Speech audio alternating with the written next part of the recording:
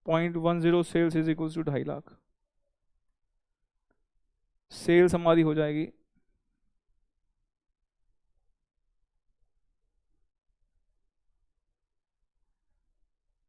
2.5 lakh upon 0.1,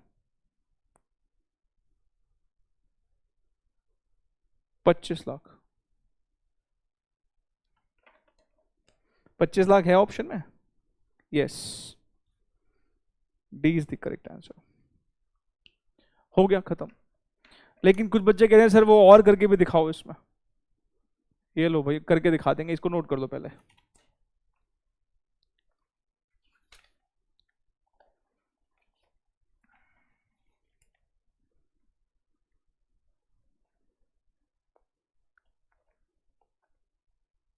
कर लिया? ये लो और करके देख लो। अगर आपको यूनिट वाला फॉर्म लगाना है, मैं फटाफट करूंगा, ठीक है ये वाला। तो प्रॉफिट पर यूनिट निकालो पहले। प्रॉफिट पर यूनिट कितना हो जाएगा? हमारा यहाँ पर सेलिंग प्राइस है 500 रुपये। 500 का 40% कितना होता है? 200 रुपये। तो अगर मैं यूनिट वाला फॉर्म लगाऊं, x is equals to fix cost है 2.5 लाख प्लस एक यूनिट का प्रॉफिट 200, तो एक्स यूनिट का 200x divided by contribution per unit. Contribution per unit यहाँ पर हमारे पास है, कंट्रीब्यूशन पर यूनिट हमारा निकल जाएगा। कैसे निकलेगा? कैसे निकलेगा सर? ये 30% है, 30% है भाई। 500 का 30% कितना होता है? मैं एक बार फिर से कर देता हूं। देखो भाई, सबसे पहले तो हमें प्रॉफिट पर यूनिट, प्रॉफिट पर यूनिट कितना कमाना है? कह रहा है 30% ऑफ सेल कमाना है। 30% ऑफ सेल का मतलब होता है 500 रुपए का अगर हमारा सेलिंग प्राइस है, 30% कमाना है तो 500 इंटू 30% होता है 150 रुपए। ठीक है। अच्छा, हमें यहां पर पीवी रेशियो दिया हुआ है क्योंकि मुझे कंट्रीब्यूशन पर यूनिट चाहिए होगा, तो वो भी निकाल लेते हैं। एक यूनिट का सेलिंग प्राइस 500 रुपए है और पीवी रेशियो 40% है, कंट्रीब्यूशन पर यूनिट कितना हो गया? 200 रुपए। Let unit sold be x. अब याद है ना, x इज इक्वल्स टू, अब प्रॉपर तमीज से करेंगे तो फिर मैंने थोड़ा जल्दबाजी में था तो इसलिए थोड़ा सा एरर हो गया, बट थोड़ा आराम से करेंगे, प्यार से करेंगे तो ये पहली बारी में बिल्कुल बिल्कुल ठीक होगा, ऑफकोर्स ठीक होगा। चलिए, x is equal to fix cost कितना है हमारा? 2.5 लाख रुपए प्लस प्रॉफिट कितना? 150x divided by contribution per unit कितना? 200। तो 200x is equals to 2.5 lakh plus 150x, ये यहां पे आ जाएगा तो 50x is equals to 2.5 lakh. तो हमारे x कितना आ जाएगा? x कितना आ जाएगा? 2.5 लाख डिवाइडेड बाय 50, 5,000। 5,000 यूनिट्स में आंसर है, ध्यान रखना, ये यूनिट्स में। लेकिन मुझे किस में चाहिए? मुझे सेल्स इन रुपीज चाहिए, बिकॉज यहां पे 4 ऑप्शन रुपीज में है। मुझे सेल्स किस में चाहिए? मुझे रुपीज में चाहिए। 5,000 यूनिट्स हैं, एक यूनिट आपका कितने रुपए का बिकता है? यहां पर एक यूनिट का सेलिंग प्राइस 500 रुपए है, इसका मतलब 5,000 इंटू 500 कितना होगा? 5,000 इंटू 500 होगा 25 लाख रुपए। ऐसे निकल जाएगा। जैसे मर्जी कर दो, पर यहां पे ये सब ड्रामा करने की जरूरत ही नहीं है। मेरे को जब ऐसे समझ में आ गई बात, मुझे ये जब आसान भी है तो मैं ऐसे ही करूंगा ना, मैं क्यों ये तरीका लगाऊं? बस ठीक है, कुछ बच्चों की जिद थी तो मैंने बता दिया। पहले प्रॉफिट पर यूनिट कितना निकाल, एक यूनिट का प्रॉफिट हो गया ना, 30% का सेल पे प्रॉफिट कमाना है, तो एक यूनिट का प्रॉफिट 150 रुपये हो गया। क्योंकि मुझे मुझे इस फॉर्मूला में, यूनिट वाले फॉर्मूला में कंट्रीब्यूशन पर यूनिट भी चाहिए होता है, तो सेल्स भी है और पीवी रेशियो भी है, कंट्रीब्यूशन पर यूनिट आ गया। अब वो यूनिट वाला फॉर्मूला लगा लोगे तो, लेकिन यूनिट्स निकलेंगे। मुझे सेल्स रुपीज में चाहिए, क्यों सेल्स रुपीज में चाहिए? बिकॉज 4 आंसर रुपीज में है, तो रुपीज में चाहिए होगा ना, तो रुपीज में आ गया हमारा। कैसे? यूनिट्स को मल्टीप्लाई करके एक यूनिट के सेलिंग प्राइस से। क्वेश्चन 37 आप करो और दोनों से करो, मैं चाहता हूं कि कोई कंफ्यूजन रहनी नहीं चाहिए। आखिरी क्वेश्चन कर रहे हैं ना, आप करोगे 37 और दोनों से करोगे। ये लो, मैं वक्त दे रहा हूं आपको 2 मिनट का। 37 दोनों मेथड से करने हैं आप, जल्दी करो।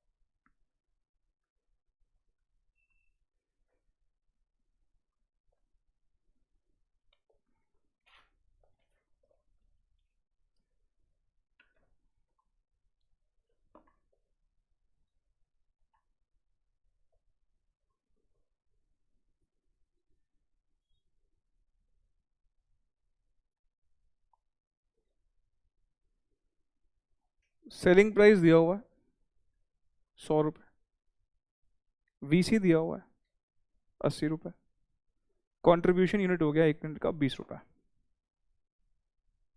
ठीक है, अब हमको क्योंकि रुपीज वाला फॉर्मूला लगाना है तो पीवी रेशो भी चाहिए होगा,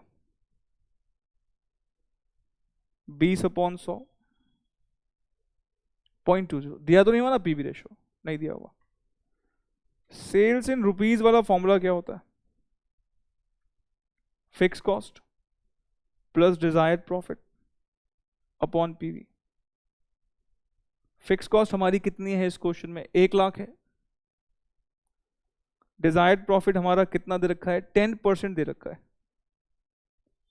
10% ऑफ सेल्स। पीवी रेशियो हमने निकाल रखी है 0.20, ये हो जाएगा 0.20 सेल्स 1 लाख प्लस 0.10 सेल्स। 10% को हम 0.10 ले सकते हैं, ये 0.10 यहां पर आ जाएगा, तो ये क्या हो जाएगा? 0.2 minus 0.1, 0.1 sales is equals to 1 lakh. Sales कितना हो जाएगा? 1 लाख अपॉन 0.1। 10 लाख रुपए की सेल पर हमारा ये 10% का मुनाफा हो जाएगा। क्या है ऑप्शन में? Yes, A is the correct answer.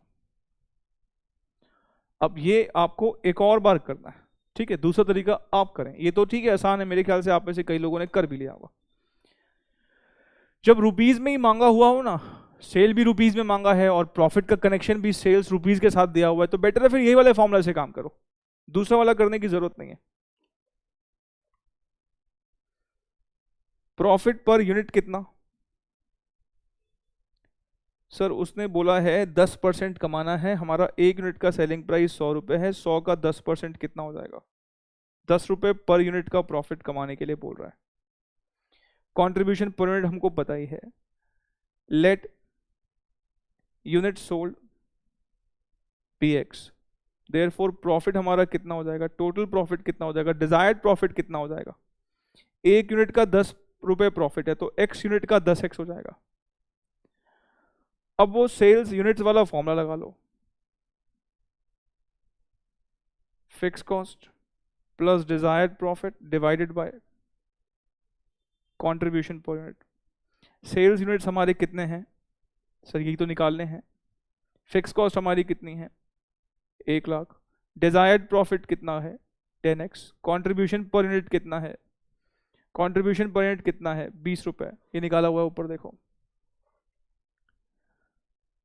20x is equals to 1 lakh plus 10x, ये 10x यहां आ जाएगा, 10x is equals to 1 lakh, तो x is equals to 10,000 units. लेकिन ये आंसर तो यूनिट्स में आएगा ना, इस वाले फॉर्मूला का क्या ड्रॉबैक है? यूनिट्स में आंसर देगा, लेकिन मुझे किस में चाहिए? रुपीज में। अब पहले किस में? यूनिट, पहले आंसर यूनिट्स में मांग रहा था, और अगर मैं ये वाला फॉर्मूला लगाऊंगा तो रुपीज में आता है, तो रुपीज से यूनिट्स में कन्वर्ट करना पड़ेगा। अब वो रुपीज में मांग रहा है, तो रुपीज में अगर ये वाला फॉर्मूला लगाओगे तो ठीक रहेगा, लेकिन अगर ये लगाओगे तो फिर आपको यूनिट से रुपीज में कन्वर्ट करना पड़ेगा। सीधी बात बताऊं, ये दो ऑप्शन हैं, अगर आंसर यूनिट्स में मांगे तो बेहतर है इसके लिए जाओ, और आंसर रुपीज में मांगे तो बेहतर है इसके लिए जाओ। और अगर आपको किसी एक में ज्यादा कंफर्ट लेवल दिखता है तो वही वाला फॉलो करो और दूसरे में कन्वर्ट कर लो। अगर ये मान लो, अगर ये वाला फॉर्मूला आपको ज्यादा बेहतर लगता है तो ठीक है ना, सेल्स इन रुपीज निकाल लो, और अगर यूनिट्स मांगे हैं तो डिवाइड कर दो। नहीं, रुपीज ही मांगा है तो फिर यही आंसर हो गया। नहीं तो कोई भी अगर एक आता तब भी चलेगा, दोनों आए तो फिर दिक्कत ही क्या है। तो ये तो हुआ सेल्स इन यूनिट्स। अच्छा, मुझे क्या चाहिए? Sales in rupees. मुझे क्या चाहिए? Sales in rupees. तो सेल्स इन रुपीज कैसे आ जाएगी?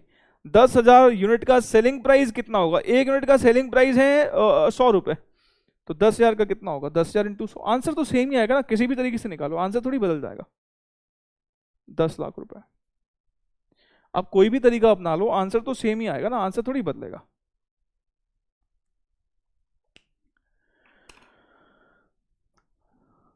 अब मैं फिर से बोल रहा हूं एक बात जो मैंने पहले भी कही थी, अगर आपको लगता है 31 से लेकर 37 में थोड़ा सा भी डाउट है, ठंडे दिमाग से बेहतर तरीके से सोचो, और अभी फिलहाल अगर इस वीडियो को पॉज कर कर आप घर पर खुद से तसल्ली से 31 से 37 एक बार भी नहीं, 2 बार हो सके तो सॉल्व कर डालो। दिमाग में बढ़िया तरीके से सेट हो जाएगा। एक क्वेश्चन आ सकता है इस कॉन्सेप्ट के ऊपर, ठीक है, और इजी आएगा। वैसे जो मैंने कराया ये सारी वैरायटी कवर्ड है ऑलमोस्ट, ठीक है, और आगे की कुछ वैरायटीज होंगी भी तो वो आगे आएंगी ना। फिलहाल इस तरह के क्वेश्चंस में पॉसिबिलिटी है कि इसी में से कुछ आ जाएगा, ठीक है। तो अगर लगता है कि अगर आपको थोड़ा कॉन्फिडेंस और चाहिए तो पॉज करके इन्हीं क्वेश्चंस को फिर से एक बार रिवाइज कर लो, ठीक है। और अच्छा, कोई नोट कर रहा है तो इसको नोट कर लो, फिर हम आगे बढ़े। कर लो, भी नोट कर लो इसको, ये लो।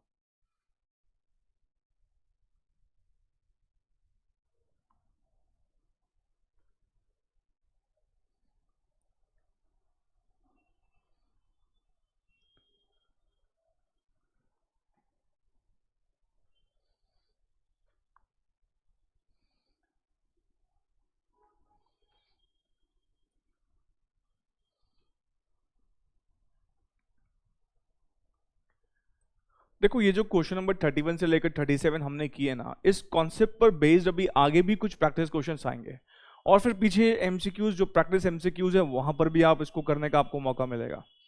तो अभी इस पर और कॉन्सेप्ट क्लैरिटी बढ़ने वाली है, डोंट वरी। अगर लग रहा है ना आपको थोड़ी सी भी कुछ कमी है, वैसे तो मैंने आपको 7 क्वेश्चंस कराए हैं इस कॉन्सेप्ट के ऊपर, वो एक छोटे से कॉन्सेप्ट के ऊपर 7 क्वेश्चंस भी करना एक अपने आप में एक अच्छी खासी बात है, ठीक है। तो अभी आगे जाके इस पर क्लैरिटी और बढ़ने वाली है, डोंट वरी। तो मैं आपको अगले क्वेश्चन की तरफ लेके चलता हूं। क्वेश्चन नंबर हम करेंगे नेक्स्ट 38।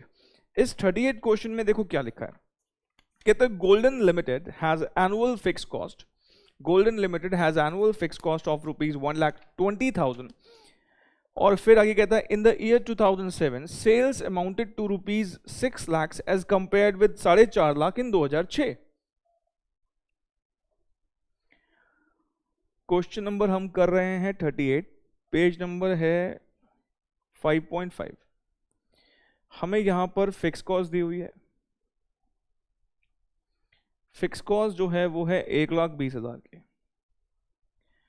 फिर वो कहता है कि हमारी ना 2006 और 2007 की सेल्स जो है वो कुछ इस तरीके से है। 2007 की सेल दी है उसने 6 लाख, और 2006 की सेल दी है 4.5 लाख। कहता है profit for 2007 was 50,000 higher than in 2006। पर यहां पर ध्यान देने वाली बात है, प्रॉफिट की फिगर्स दी नहीं है उसने आपको, लेकिन जो हमें चाहिए वो दिया है। हमें क्या चाहिए होता है? चेंज। उसने बोला है 2007 का प्रॉफिट 2006 से 50,000 रुपए ज्यादा है, 50,000 रुपए ज्यादा है। और यहां पर चेंज हम निकाल सकते हैं। ये चेंज कितना हो जाएगा? 1.5 लाख रुपए का। ये चेंज कितना हो जाएगा? 1.5 लाख। तो वैसे भी सोचो ना, अगर प्रॉफिट की फिगर्स नहीं भी है तो हमें करनी भी क्या है? हमें तो वैसे भी चेंज चाहिए पीवी रेशियो निकालने के लिए, change in profit upon change in sales. ये अगर 1 लाख होता तो ये 1.5 लाख, ये 2 लाख, ये 2.5 लाख, ये 3 लाख, ये 3.5 लाख, ये 10 लाख, ये 10,50, कोई भी फिगर होती, हमें क्या मतलब था? हमें तो चेंज ही निकालना था वैसे भी। आगे बोलता है you are required to estimate profits for 2008 on forecast sales volume of ₹8,40,000 रुपए। अब इसने बोला है कि हम ना 2008 में 8,40,000 की सेल्स को फॉरकास्ट कर रहे हैं, तो यहां के प्रॉफिट बताइए कितने के होंगे। मतलब मुझे 2008 का प्रॉफिट बताना है on the expectation that sales volume will be 8,40,000 rupees. इस क्वेश्चन में एक लाइन भी लिखी है। क्या लाइन लिखी है? On the assumption that this would not involve any addition to the company's capacity.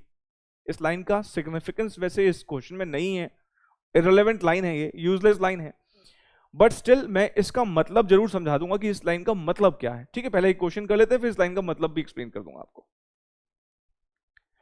अब सबसे पहले आप यहां पर देखें, मुझे सेल्स दे रखी है, प्रॉफिट निकालना है। आपके पास दो रास्ते हैं, फॉर्मूला लगा के भी कर सकते हो, sales is equals to fix cost per profit divide by PV ratio, और दूसरा रास्ता भी है, आप स्टेटमेंट फॉर्म में भी कर सकते हो, मर्जी जैसी है आप करना चाहें।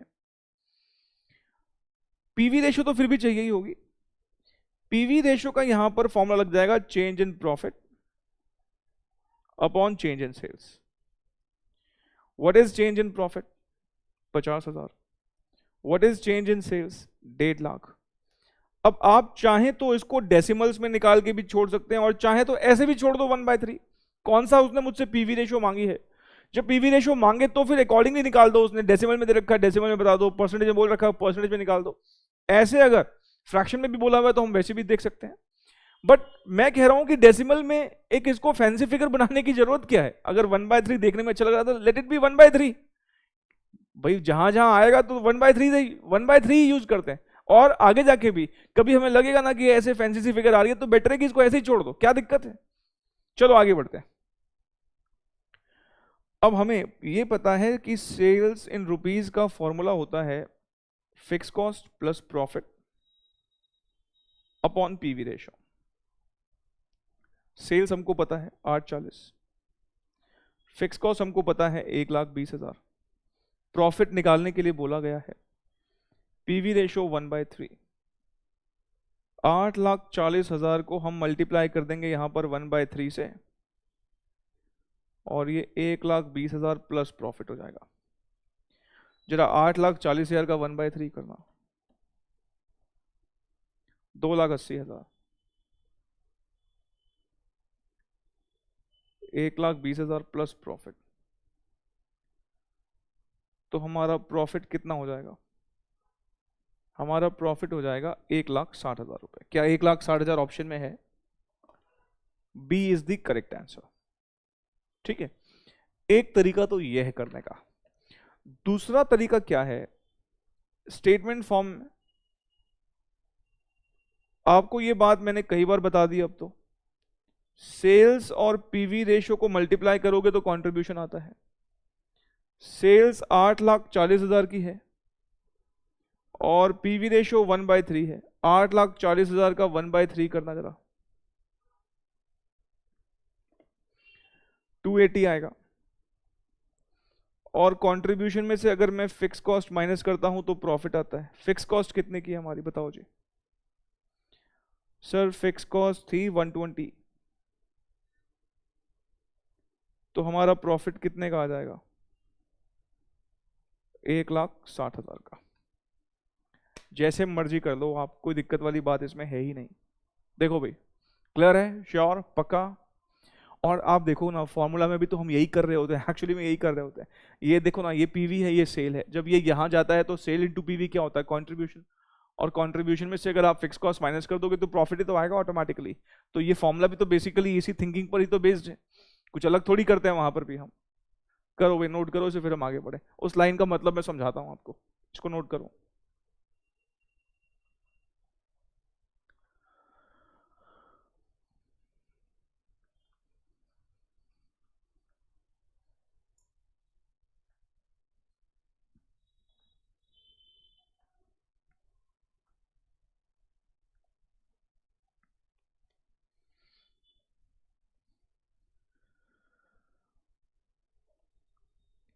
चलिए सुनिएगा प्लीज।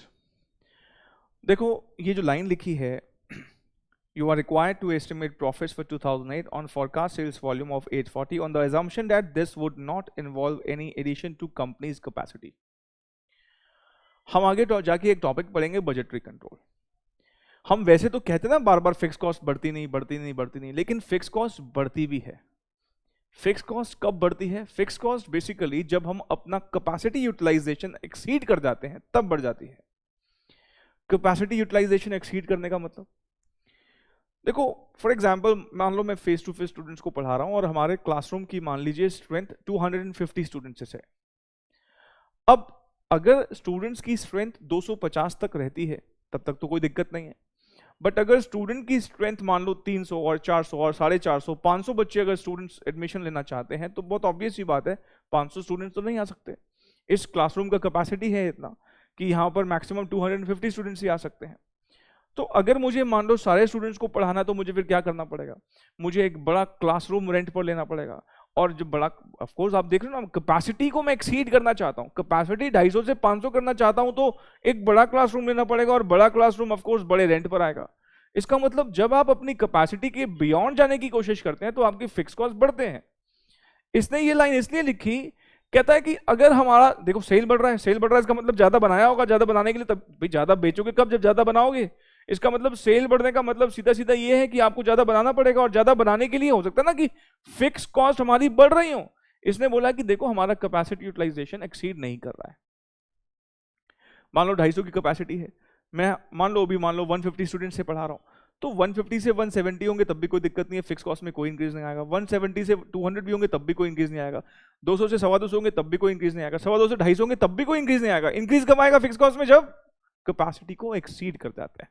ठीक है, तो यहां पर इस लाइन का बताने का सिंपली ये मतलब था कि इनडायरेक्टली बोल रहा है कि हमारी फिक्स कॉस्ट सेम है। और वैसे भी ये लाइन नहीं भी लिखता तो मैं क्या एज्यूम करता, जो अभी तक एज्यूम करता है कि फिक्स कॉस्ट सेम ही रहेंगी। ठीक है ना, बढ़े आगे बढ़े, श्योर। चलो क्वेश्चन नंबर 39 एक है, ये दिखने में ना आपको लगेगा बड़ा आसान क्वेश्चन है, दिखने में लगता है अरे क्या मजेदार क्वेश्चन है, बहुत इजी क्वेश्चन है, मार्क्स आ जाएंगे इसमें। और ये एग्जामिनेशन क्वेश्चन भी है, MCQ as a MCQ old syllabus costing के पेपर में आ चुका है। 39 क्वेश्चन मैं चाहता हूं कि आप पहले खुद करें। मैं यहां से आपको एग्जैक्टली अब से मैं आपको 2 मिनट का वक्त और दे रहा हूं, आप इसको ट्राई करें और उसके बाद फिर मैं करवाऊंगा। मुझे करवाना पड़ेगा मैं कह रहा हूं, लेकिन मैं चाहता हूं कि आप ट्राई करें पहले। ये लो, मैं यहां से 2 मिनट आपको दे रहा हूं, ट्राई करना शुरू करें क्वेश्चन नंबर 39 को।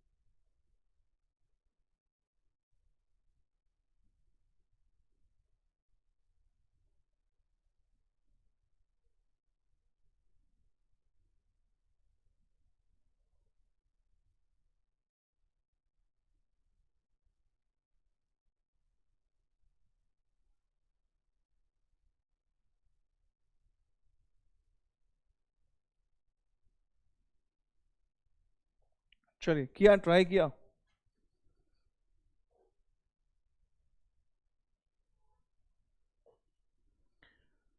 आइए देखते हैं आपने ठीक किया है कि नहीं किया। क्वेश्चन नंबर 39 में, a company sells its product at ₹15 per unit और कहता है in a period if it produces and sells 8000 units it incur a loss of ₹5 unit. If the volume is raised to 20,000 units, it earns a profit of ₹4 per unit. Calculate break-even point. Question number 39, question number 39, इसमें आपको break even point निकालने के लिए बोला है और break even point rupees में बोला है निकालने के लिए। ये बात मैं कहां से बता रहा हूं, क्योंकि 4 ऑप्शन रुपीज में है और रुपीज में अगर ब्रेक इवन पॉइंट निकालना होता तो फॉर्मूला क्या होता है? Fix cost upon PV ratio, यही फॉर्मूला होता है। तो पहले तो जो बोला है निकालने के लिए वो सामने रख लो ताकि हमें पता हो कि अच्छा इस इंफॉर्मेशन की मदद से ये 2 चीजें निकालनी है। कौन सी 2 चीजें निकालनी है? Fix cost and PV ratio. एक यूनिट का सेलिंग प्राइस इस क्वेश्चन में 15 रुपए दिया हुआ है, ठीक है। और हमें यह भी बोला हुआ है कि अगर हमारी सेल्स 8000 यूनिट्स की होती है तो मुझे बताओ रुपीज में कितना हो जाएगा?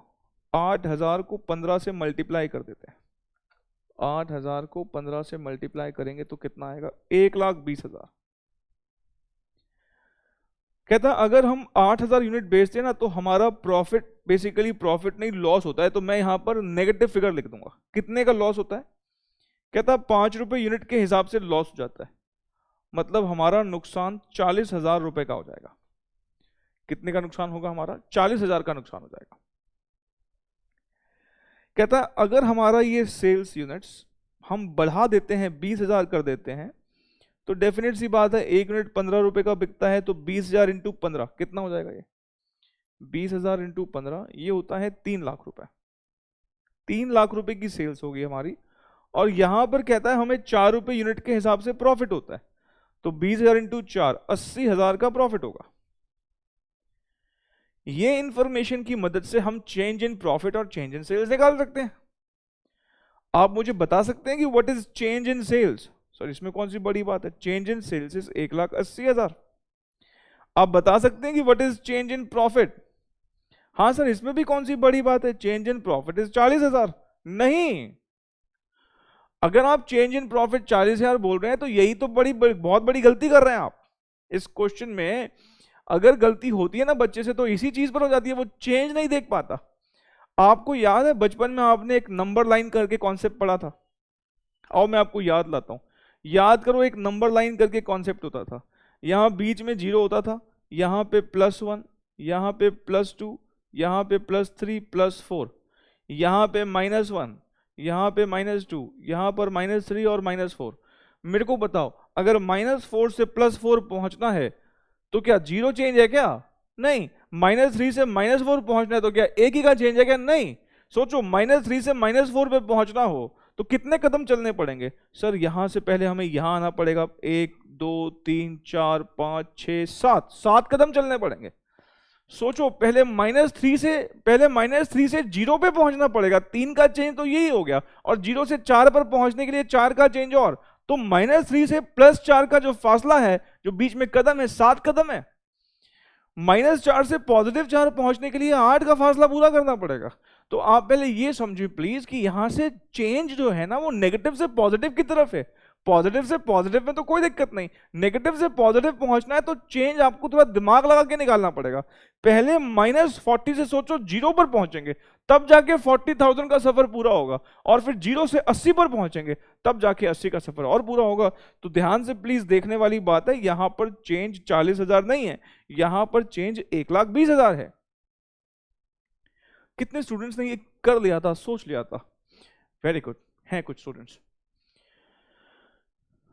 अब हमारे पास चेंज इन प्रॉफिट है, चेंज इन सेल्स है, तो चेंज इन प्रॉफिट, इसको तो कहीं पे साइड में ऐसे ही बना के रखना है तो रख लो, ठीक है। ये रफ वर्क था, ये तो मेन, तो अब हमें ये फेयर वर्किंग तो यही चल रही है। हमारा पीवी रेशो क्या होगा? What is PV ratio? Sir PV ratio होता है delta profit upon delta sales. Delta profit is 1,20,000, delta sales is 1,80,000।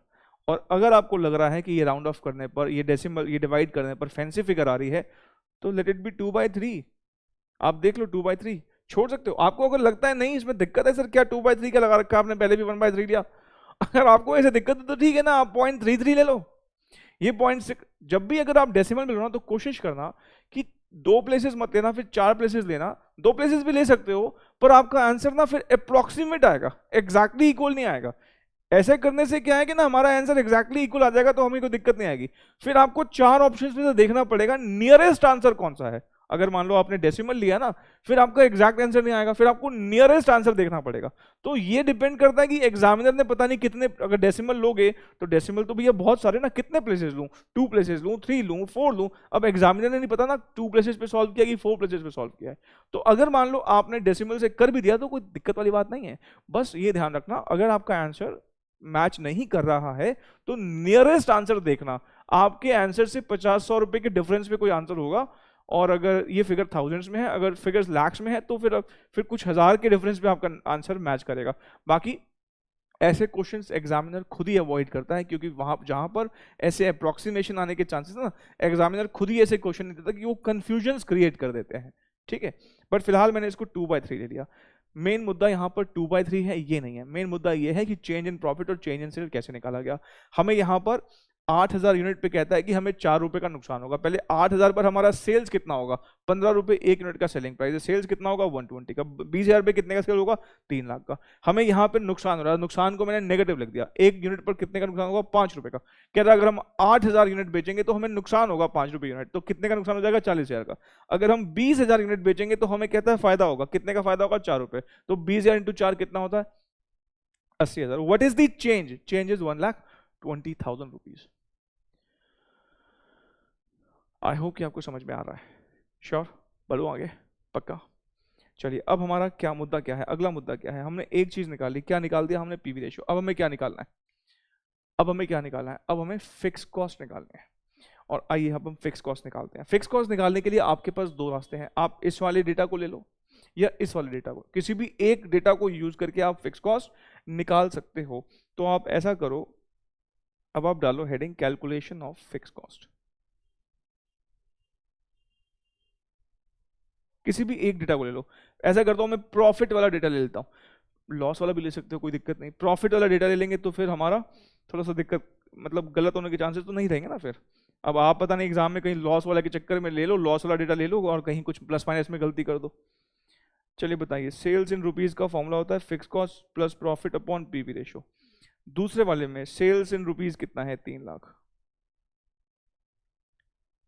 Fix cost plus profit कितना है वहां पर 80,000, पीवी रेशियो कितना है 2/3। ऐसे भी कर रखा है पता, हमने ऐसे क्वेश्चंस किए हुए हैं। 3 लाख का 2/3 फिक्स कॉस्ट प्लस 80,000, निकालना कितना आ रहा है 3 लाख का 2/3, 3 लाख का 2/3 2 लाख।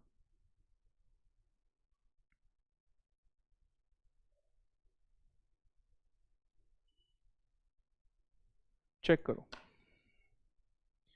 चेक करो, और कोई डाउट है तो पूछो।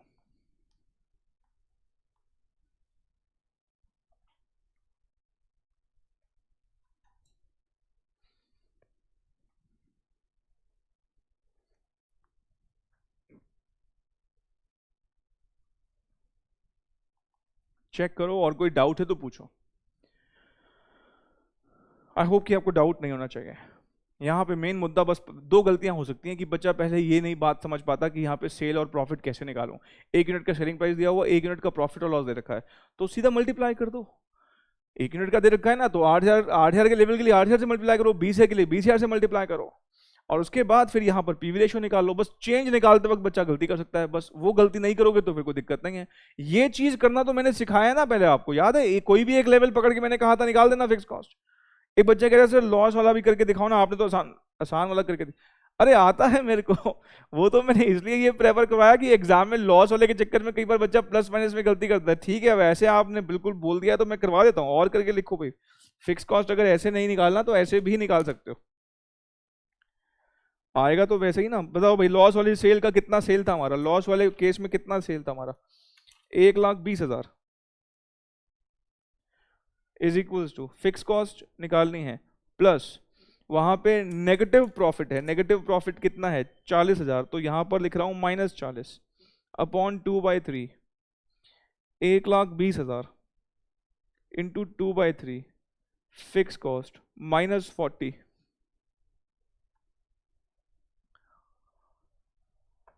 अब करवा, इसमें अब बच्चे ने करवाने के लिए बोला तो मैं मना थोड़ी करूंगा, बताओ, सबका ध्यान रखना पड़ेगा ना मेरे को।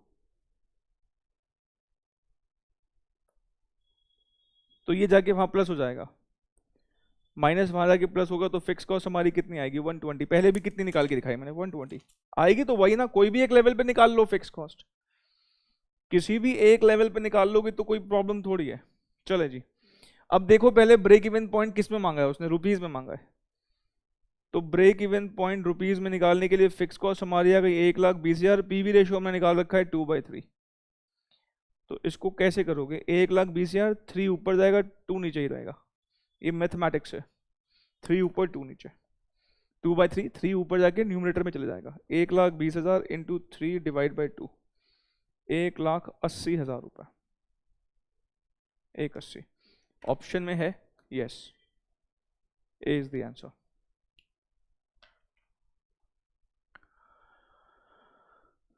क्वेश्चन नंबर 40 एक्चुअली इसी का एक्सटेंशन है। क्वेश्चन नंबर 40 में बोला है कि आप इसी 39 नंबर क्वेश्चन में ब्रेक इवन पॉइंट यूनिट्स में निकाल दीजिए। देखो, ब्रेक इवन पॉइंट अगर यूनिट्स में निकालना हो तो आपके पास सेलिंग प्राइस है, सेल वैल्यू है। What is this sale value? ये क्या है? सेल वैल्यू है। 1,80,000 की सेल्स पर हमारा ब्रेक इवन पॉइंट आएगा। एक यूनिट हमारा 15 रुपए का बिकता है, तो 1,80,000 को 15 रुपए से डिवाइड कर दोगे तो नंबर ऑफ यूनिट्स आ जाएंगे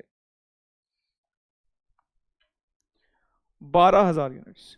लेकिन अगर आपको मार्जिनल कॉस्टिंग टेक्निक लगे, ये तो कॉमन सेंस है भाई, मैं 1,80,000 की सेल करता हूं और मैं एक यूनिट 15 रुपए का बेचता हूं, तो मैंने कितने का निकाल दिया ब्रेक इवन पॉइंट? 12,000 का। मेरे यूनिट्स कितने? एक यूनिट 15 रुपए का बिकता है, 1,80,000 की सेल करता हूं, तो यूनिट्स कितने बेचे? 12,000। ये तो कॉमन सेंस है। मार्जिनल कॉस्टिंग टेक्निक का फॉर्मूला क्या होता है इसमें? मार्जिनल कॉस्टिंग टेक्निक का फॉर्मूला होता है फिक्स कॉस्ट अपॉन कॉन्ट्रीब्यूशन पर यूनिट। और कंट्रीब्यूशन पर यूनिट कैसे निकालोगे आप? कंट्रीब्यूशन पर यूनिट निकालोगे आप सेलिंग प्राइस पर यूनिट को पीवी रेशियो से मल्टीप्लाई कर दो। सेलिंग प्राइस पर यूनिट 15 रुपए है और पीवी रेशियो 2/3 है। What will be the contribution? 15 into 2/3, 10 रुपए का आएगा कंट्रीब्यूशन पर यूनिट। 10 रुपए का कंट्रीब्यूशन पर यूनिट आएगा। और बस अब आपने क्या करना है, break even point in units वाला फॉर्मूला लगा दो आप। फिक्स कॉस्ट तो आपने ऊपर निकाली दी थी 1,20,000 और कंट्रीब्यूशन पर यूनिट 10 रुपए है, 12,000 यूनिट्स। जैसे आपका मन माने वैसे कर लेना, कोई दिक्कत नहीं है। ये हमारा आंसर हो गया सी, 12,000 यूनिट्स।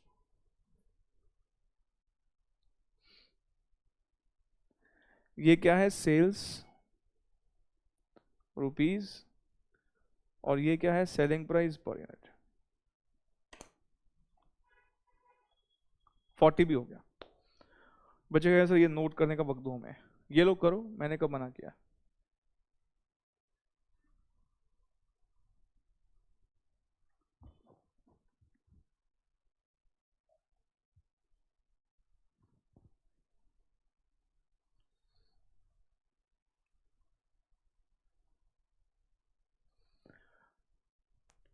अच्छा, मैं ना अब एक नोट लिखवा रहा हूं और ये नोट लिखने के बाद फिर हम अगला क्वेश्चन करेंगे, ठीक है? तो मैं यहां पर इसको फिर से फुल साइज कर देता हूं आपके लिए, और मैं अब एक नोट लिखने लगा हूं।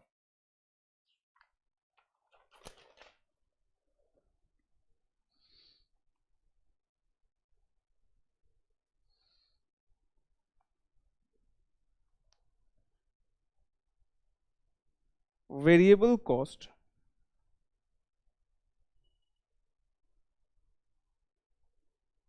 is also known as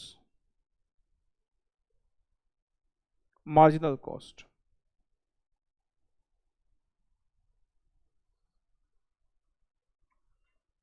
दूसरा note,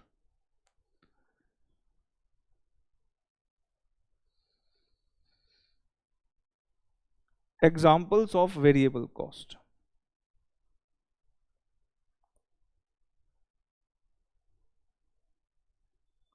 direct material cost,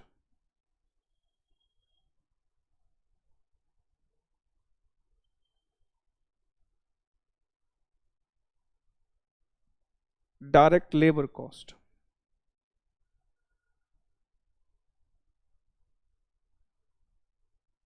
direct expenses,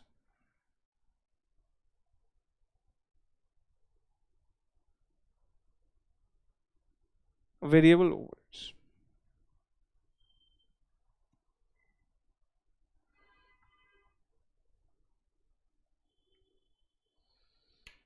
इनके ब्रैकेट में ना एक एक एग्जाम्पल भी लिख लो, मैं अभी सब बताऊंगा अभी। पेपर इन बुक्स,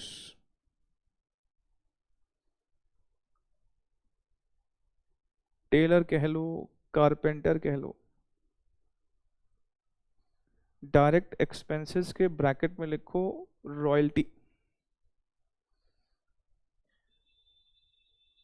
इसके ब्रैकेट में लिखो वेरिएबल इनडायरेक्ट एक्सपेंसेस, ठीक है? फिर एक थर्ड नोट लिखो,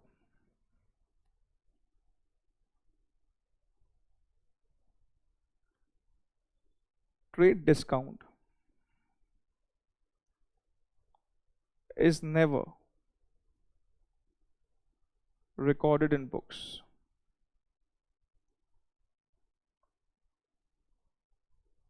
If percentage of trade discount is given in question, then consider net selling price.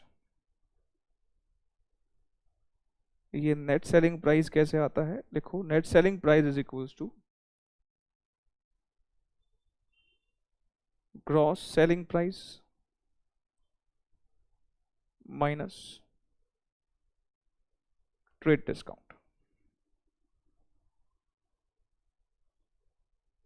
इसको नोट करो।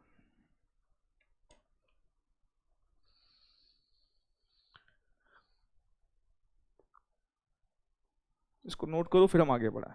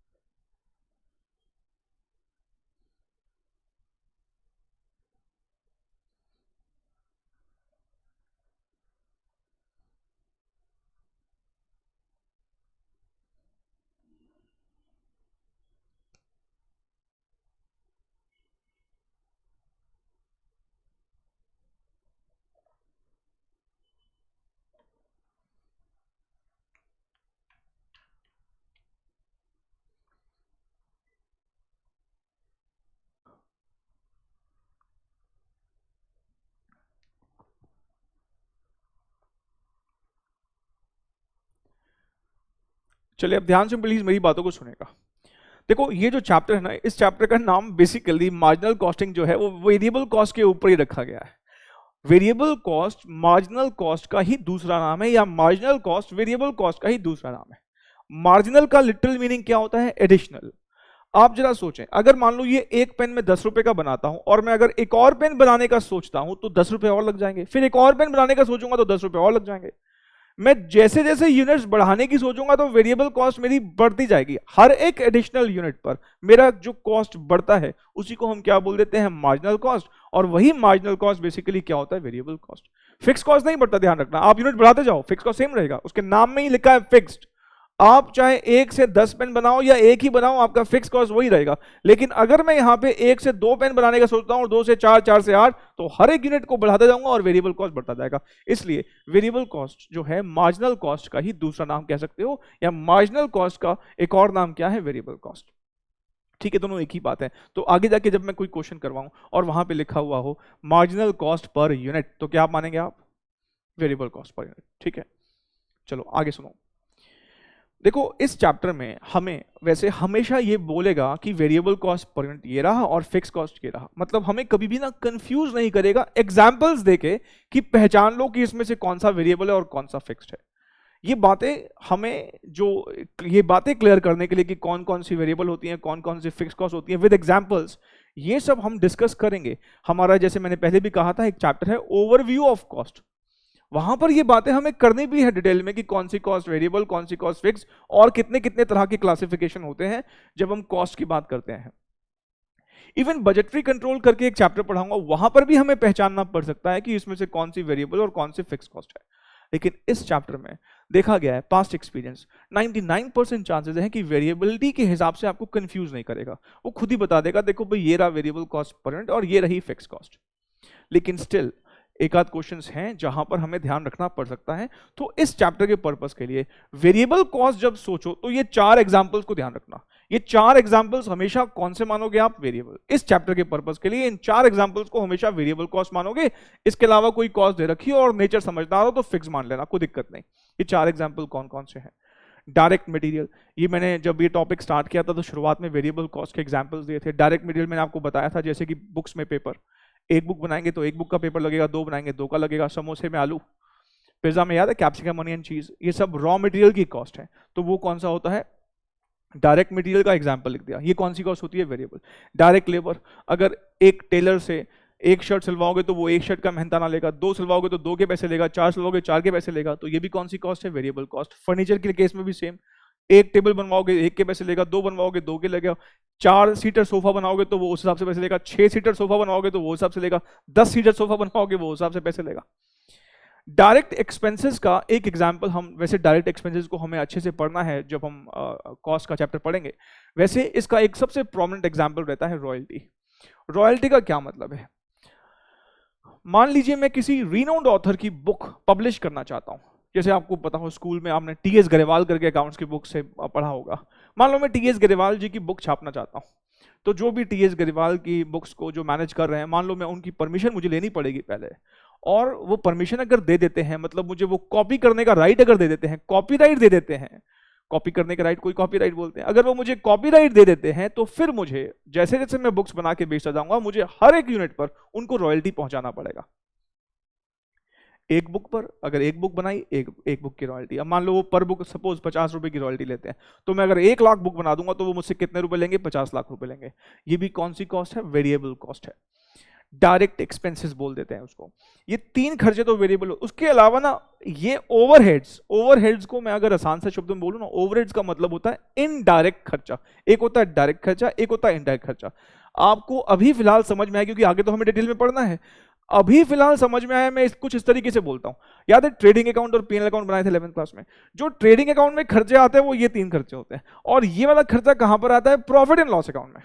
बिजली का बिल, आप घर में सोचो 1 घंटा एसी चलाओगे तो 1 घंटे का बिल आएगा, 4 घंटे चलाओगे 4 घंटे का, आपके पूरे दिन चलता रहता है एसी तो पूरे दिन जलेगा, तो जितने यूनिट्स कंज्यूम करेगी मशीन उतने यूनिट्स का बिल आएगा। तो ये एक इनडायरेक्ट खर्चा है, लेकिन वेरिएबल खर्चा है, यूजेज पे डिपेंडेंट है। जितना ज्यादा यूजेज उतना ज्यादा खर्चा। गाड़ी के अंदर पेट्रोल जितना ज्यादा गाड़ी चलेगी उतना ज्यादा पेट्रोल, वेरिएबल खर्चा है एक, ठीक है। तो वेरिएबल ओवरहेड्स बेसिकली इनडायरेक्ट। और 100 बात की एक बात, आगे वेरिएबल जुड़ा हुआ है ना, अभी फिलहाल ये ओवरहेड्स क्या होते हैं इसके ऊपर तो हम डिस्कशन कर लेंगे सेपरेट, फिलहाल वेरिएबल वर्ड जुड़ा हुआ है ना, तो ये शो करता है कि ये कौन सा खर्चा है, वेरिएबल।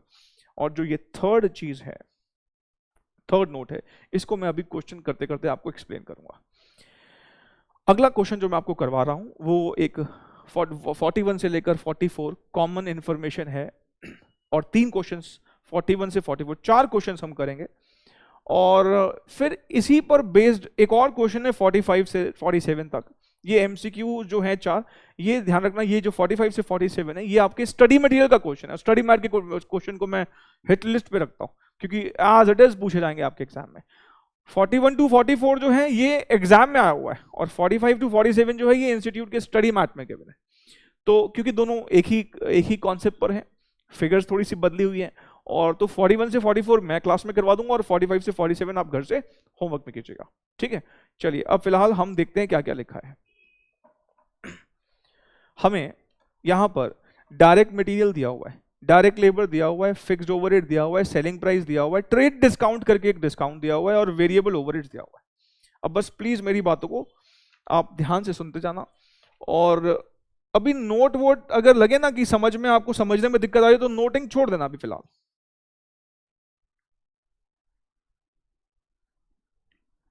हमें एक सेलिंग प्राइस दिया हुआ है 25 रुपए का, फिर हमें एक ट्रेड डिस्काउंट दिया हुआ है, हमें क्या दिया हुआ है, ट्रेड डिस्काउंट दिया हुआ है, कितने का, 4%। तो 25 रुपए पर 4% का ट्रेड डिस्काउंट जो होता है ये कितना हो जाएगा, 1 रुपए। ये 24 रुपए आ जाएगा ना, इसको मैं एक नाम दूंगा नेट सेलिंग प्राइस। क्या नाम दूंगा, net selling price.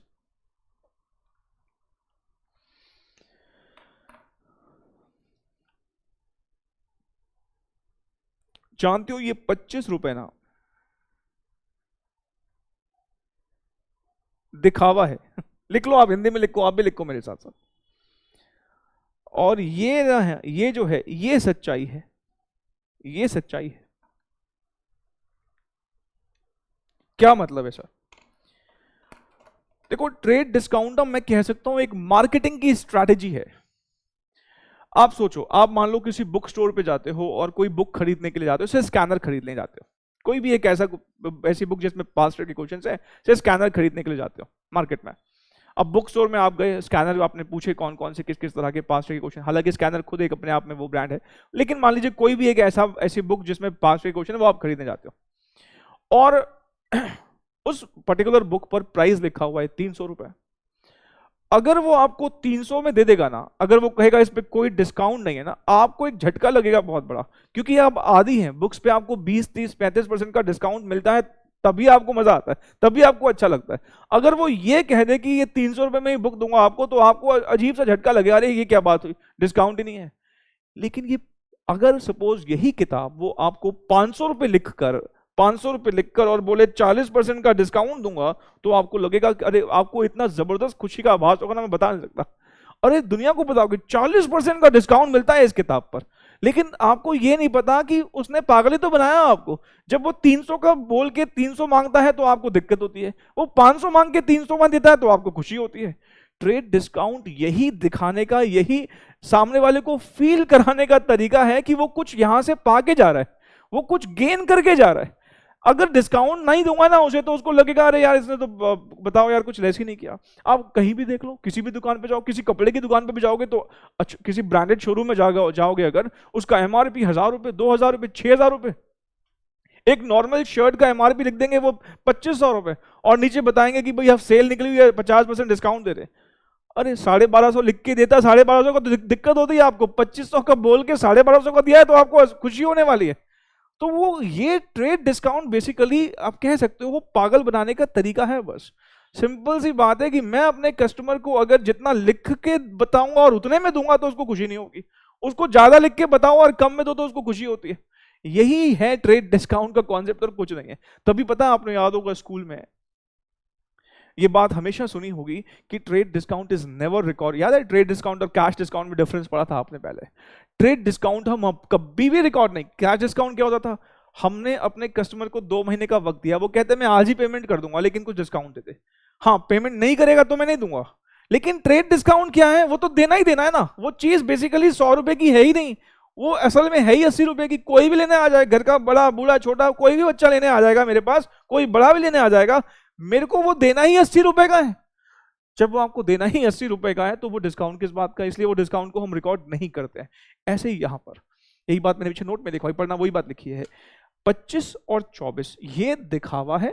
Trade discount minus करने के बाद जो आएगा वही रियलिटी है, वही सच्चाई है। तो अब जहां जहां हमें सेलिंग प्राइस चाहिए होगा, मैं 25 यूज करूंगी, 24 24। वेरी गुड, ठीक है, आगे बढ़ो। अब सेलिंग प्राइस में से हम क्या घटाते हैं, वेरिएबल कॉस्ट।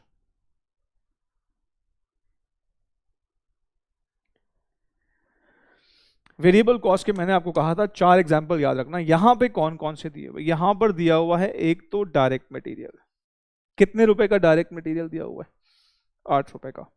फिर दिया हुआ है डायरेक्ट लेबर, ये पर यूनिट है। और पता है वेरिएबल कॉस्ट की एक खास बात और क्या होती है, वो हमेशा पर यूनिट दिया हुआ होता है, क्योंकि वो एक यूनिट का आइडेंटिफाई कर सकते हैं। फिक्स कॉस्ट कभी भी पर यूनिट नहीं देगा वो आपको, फिक्स कॉस्ट जनरली क्या होता है, टोटलिटी पर देता है। चलिए, डायरेक्ट लेबर कितने रुपए, 5 रुपए। उसके बाद फिक्स ओवरहेड, तो फिक्स खर्चे हैं। वेरिएबल ओवरहेड्स बोलता है 60% ऑफ लेबर, लेबर यहां पर 5 रुपए है, तो 5 रुपए का 60% कितना हो जाएगा, 3 रुपए। 8 और 5 13 और 3 16 रुपए की वेरिएबल कॉस्ट आ गई। तो हमारा कंट्रीब्यूशन कितने रुपए का आएगा, सर हमारा कंट्रीब्यूशन आ जाएगा 8 रुपए का। चेक करो भाई, समझ में आ रहा है कि नहीं। हमारा कंट्रीब्यूशन कितने रुपए का आ जाएगा, 8 रुपए का। पहला पॉइंट जो क्वेश्चन नंबर 41 है ना, एक्चुअली में उसने मुझसे क्या मांगा है, क्वेश्चन नंबर 40। अच्छा ये ऊपर लिख तो लो, एक कॉमन इंफॉर्मेशन बेस्ड क्वेश्चन है। कौन से कर रहे हैं हम, 41 से 44, ये लिख लो, ऊपर लिख लो ना आप।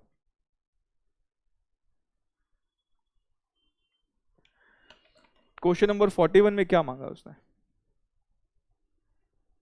ब्रेक इवन पॉइंट यूनिट्स में मांगा। क्या होता है formula, fix cost upon contribution per unit, what is fix cost, given है 24,000, what is contribution per unit 8 रुपए, 24,000 को 8 रुपए से डिवाइड करो, 3,000 यूनिट्स, 3,000 यूनिट्स ऑप्शन में है, yes, A is the answer. ठीक है, कोई डाउट तो नहीं, पक्का, बड़े आगे बढ़े। कहता है बताइए नेट सेल वैल्यू क्या होगी ब्रेक इवन पॉइंट पर, net sales value at break even point.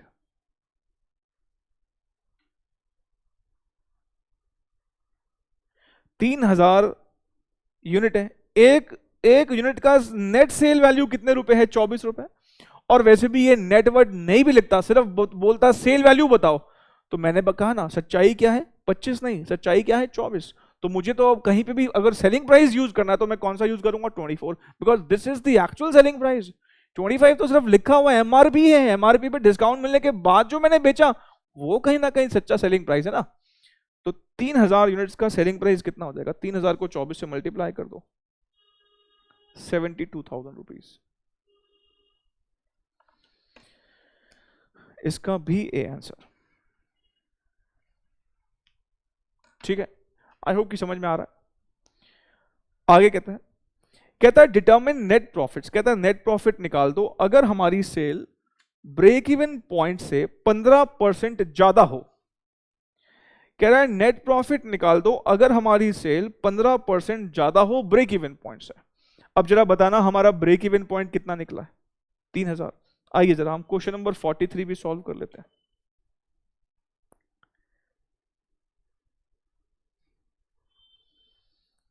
Page number है 5.6। तो हमारी सेल्स यूनिट्स कितनी कह रहा है, ब्रेक इवन पॉइंट से 15% ज्यादा, ब्रेक इवन पॉइंट 3,000 है, तो 3,000 में 15% जोड़ना, 3,000 का 15% हो जाएगा 450, 3,450 यूनिट्स।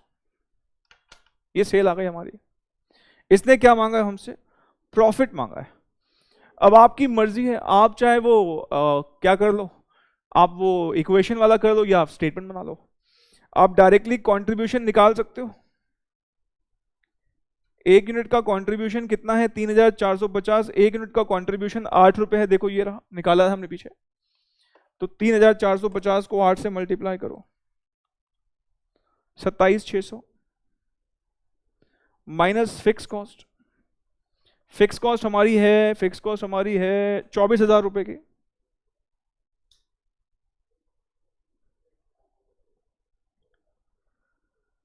तो हमारा प्रॉफिट कितना आ जाएगा,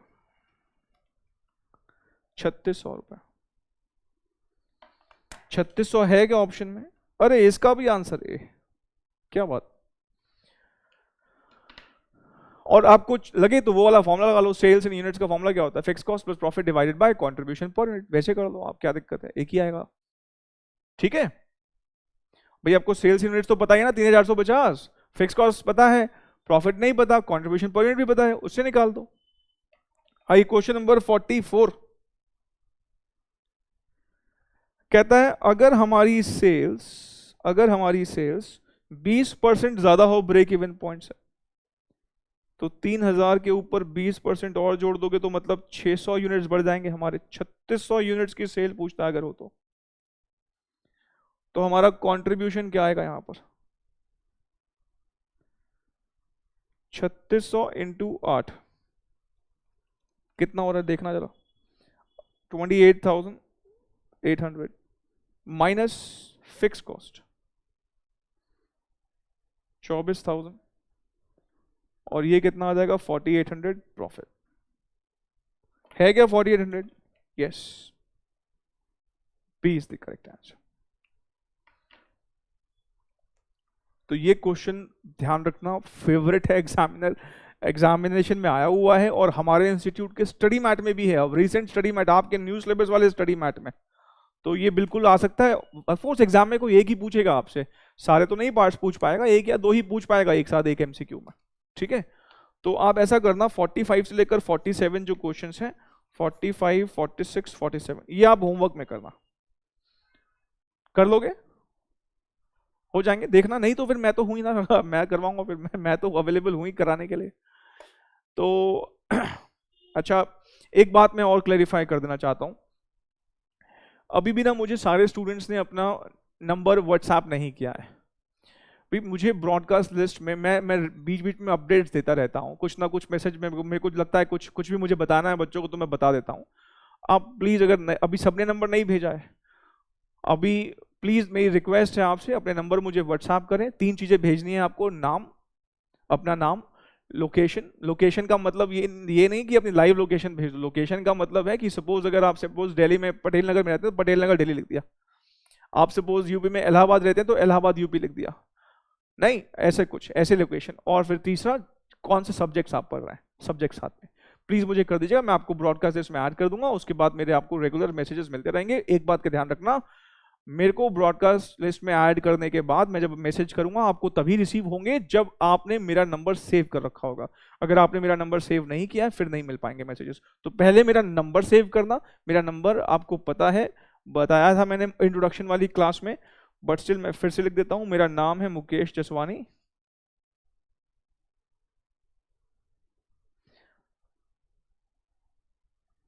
मेरा कॉन्टैक्ट नंबर है 9811504471।